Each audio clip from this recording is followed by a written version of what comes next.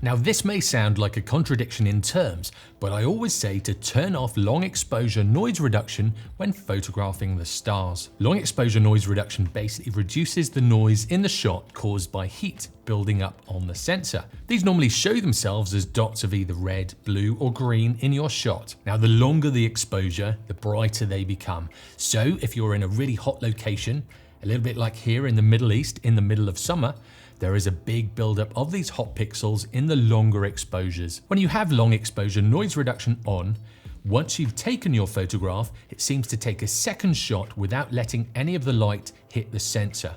So for exactly the same exposure time.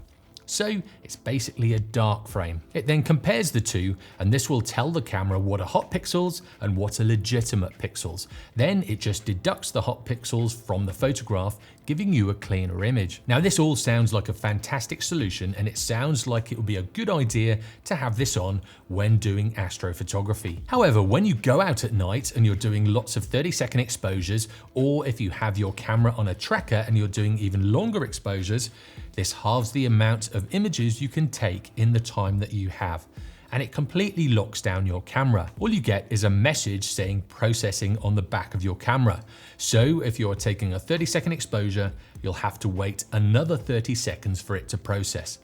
Or if you're taking a 4-minute exposure, you'll have to wait another 4 minutes for every single shot. This soon adds up, and before you know it, the sun will be rising. I prefer to keep this function off and then take a dark frame at the end of each group of shots I take. So let's say I take 20 shots on a 30-second exposure with one lens.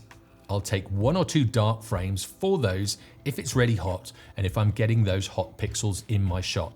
Then I can take these images back to my computer, and when I'm editing them in Photoshop, I can deduct those hot pixels from my main exposures, or just from the ones that I want. This means that I'm saving a lot of time when I'm out in the field, and I can basically take more shots at that location for a whole night. Now to do a dark frame, it's basically as it sounds.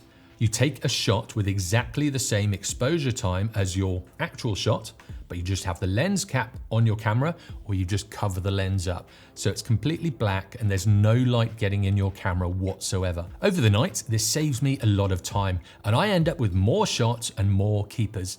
And then I just get rid of any hot pixels I don't want when I'm editing the shots back at home on my computer. So if you're just taking a few shots and it's really hot, it might be worth keeping this on. But if you're going out all night and you're doing a lot of different shots and you're looking for different compositions and things like that, it's worth doing some dark frames and switching this function off. You'll end up having more time to take photos and less time waiting around for the camera to process each one of those images. Now, if you want to learn more about long exposure noise reduction, click on this next video here. And to learn about astrophotography, click on this one down here. And if you haven't already, be sure to subscribe for weekly tutorials in photography. I'll see you next time.